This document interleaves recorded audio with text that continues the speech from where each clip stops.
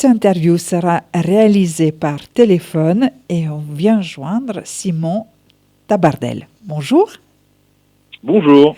On voudrait bien que vous nous présentiez votre création qui aura lieu ce jeudi et vendredi à l'Agora, à Fame TV. C'est un spectacle cirque, mais peut-être l'origine et la création, parce que vous aussi, vous faites partie de ce groupe, de ce collectif qui a créé ce spectacle. Tout à fait. Alors, ce spectacle, c'est un spectacle de cirque contemporain. Il s'appelle Fame TV, comme vous l'avez dit. Et il a été créé par le collectif TBTF, qui est un collectif d'artistes de cirque. On a donc pensé ce spectacle comme une émission télévisée tournée en direct dans les théâtres de France et de Navarre. On reconstitue le tournage d'une émission télé des années 70 devant les spectateurs qui viennent nous voir au théâtre. C'est un show télé dans lequel on a des artistes de cirque, mais pas seulement, on a aussi des artistes de musique, des chanteurs, chanteuses, on a de la danse, on a aussi parmi nous un comédien qui joue le rôle du présentateur de l'émission. Donc voilà, c'est un spectacle multiple. Et vous-même, vous êtes un chanteur, c'est ça? Tout à fait, ouais. Moi, je suis chanteur et j'ai été donc missionné par Ricardo Mendes, qui est le metteur en scène du spectacle, qui est aussi membre du collectif TBTF, et qui m'a appelé pour interpréter le rôle de Boris Bouchard, qui est le rôle d'un chanteur qui vient d'ailleurs du Périgord. On a imaginé dans l'histoire que Boris Bouchard venait de Périgueux, c'est ce qu'on dit dans tous les théâtres de France dans lesquels on joue. Et donc c'est le rôle que j'interprète dans ce spectacle, qui est un jeune chanteur qui aurait été repéré sur une radio locale en Dordogne et qui serait monté dans les studios de Fame TV pour jouer sa partition.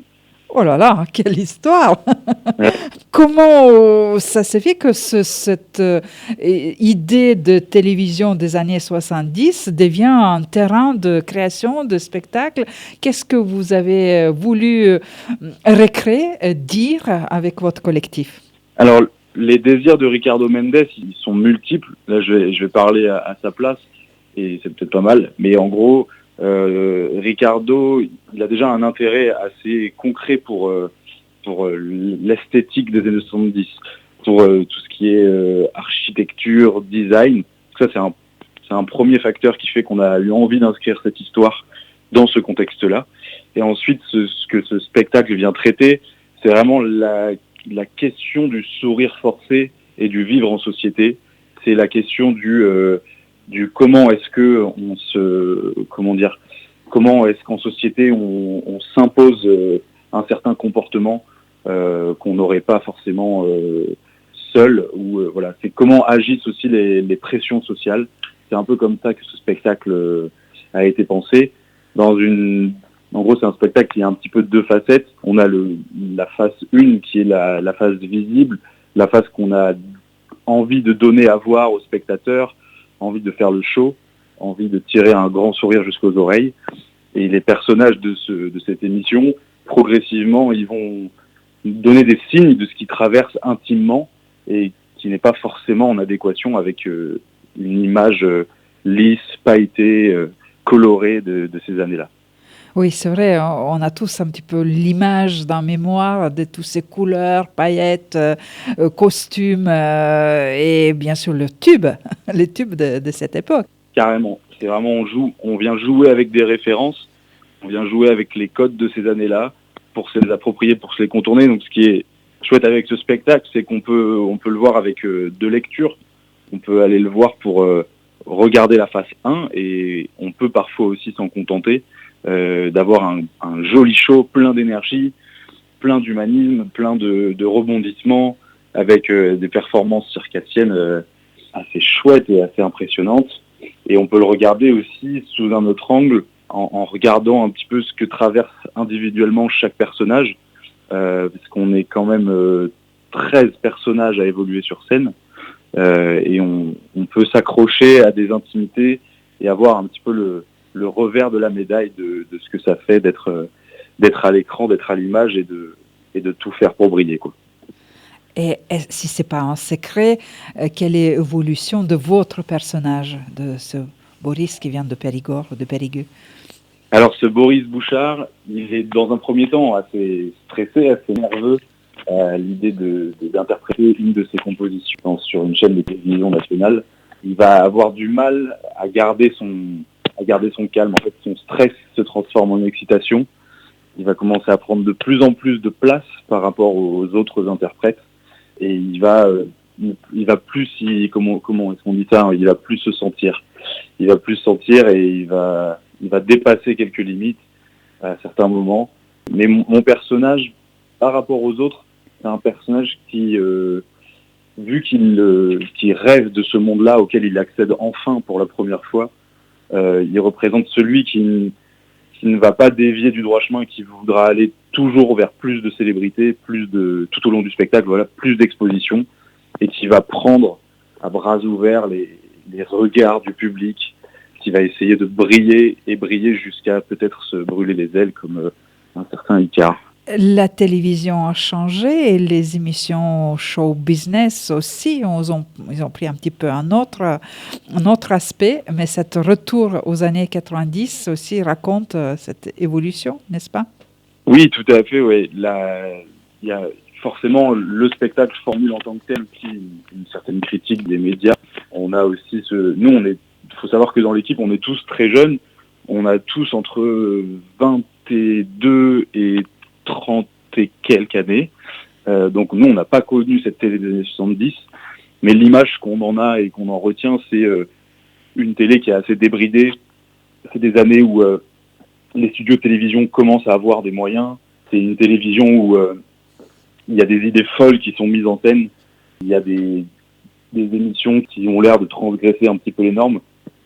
Nous, on a eu envie aussi de revenir à cette période-là parce que on se retrouve peut-être un peu moins, en tout cas, on peut que se faire une idée de ce qu'était la télé des 70, mais on se retrouve moins dans la télé des années 2025, qui nous paraît un petit peu moins funky, on va dire. Ouais. Et en plus, à cette période-là, que tous les mouvements sociaux sont nés, peut-être ça aussi, comme vous avez dit, ça fait réfléchir un petit peu à cette période, à cette époque historique. Carrément, au fil du spectacle, on va venir aussi soulever quelques témoignages de cette époque-là. On se pose aussi à travers nos personnages la question de qu'est-ce que c'était qu'être jeune à cette époque-ci, qu'est-ce que c'était que aussi être engagé politiquement. C'est des sujets politiques qui existent en toile de fond dans le spectacle, qui arrivent poétiquement et subtilement et qui parsèment le spectacle. Et donc voilà, on peut accéder aussi dans ce spectacle. On a des bandes sonores qui sont des vraies archives qu'on a traitées pour donner aussi un tableau de comment les jeunes vivaient le monde politique dans ces années-là. En voyant ce spectacle, voilà, vous pourrez aussi accéder à ces nuances-là. Apparemment, le spectacle est conçu de telle façon qu'on participe vraiment à une émission en direct. C'est ça, oui, parfaitement. Vous aurez un chauffeur de salle. Alors, je vais pas tout vous dévoiler parce que j'aimerais beaucoup que tout le monde vienne demain et après-demain nous voir.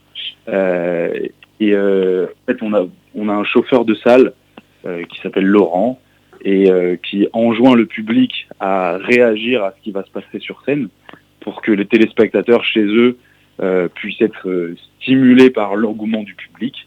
Et donc, c'est clairement du direct. Pendant la pause publicité, typiquement, les interprètes au plateau sont en off, la caméra s'éteint. Donc voilà, c'est vraiment le concept exact du spectacle. Vous l'avez bien résumé, c'est on fait un spectacle sur un tournage aussi. On voit la caméra se déplacer au milieu des scènes.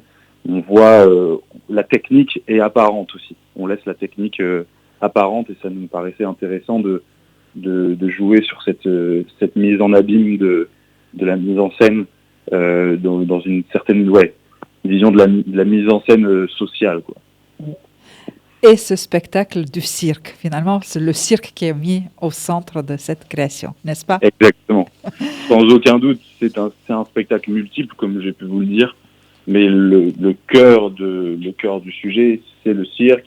Notre metteur en scène, Ricardo Mendes, et jongleur. On retrouve du trapèze, on retrouve du cerceau, de la corde lisse, des acrobaties, et j'en passe. Du jonglage, du coup, également. Donc c'est vraiment un spectacle de cirque, et c'est sur cette base-là, c'est un spectacle de cirque dans le contexte des années 70, c'est ces deux concepts-là qui nous ont ensuite emmenés à écrire tout le reste. On a pu écrire ce spectacle sur à peu près 15 semaines de création, d'improvisation au plateau, d'essais, de retour en arrière, d'innovation, et le spectacle a grandi aussi au fur et à mesure qu'on le défend sur scène. Mais merci pour cette présentation et on vous souhaite beaucoup d'applaudissements pour ce spectacle, cette création Agora de Boulazac. Merci à vous, Simon Tabardel, au nom de tous les collectifs TBTF, qui signifie quoi, TBTF? Alors, TBTF, ça veut dire Too Busy to Funk. Voilà. Mais tout le monde peut imaginer ce qu'il aimerait imaginer avec ses initiales. Merci et bon spectacle. Merci beaucoup. Qu'à vous, auditeurs, rendez-vous ce jeudi au vendredi. On a jeudi 8 au vendredi 9 à 20h à l'auditorium de Boulazac.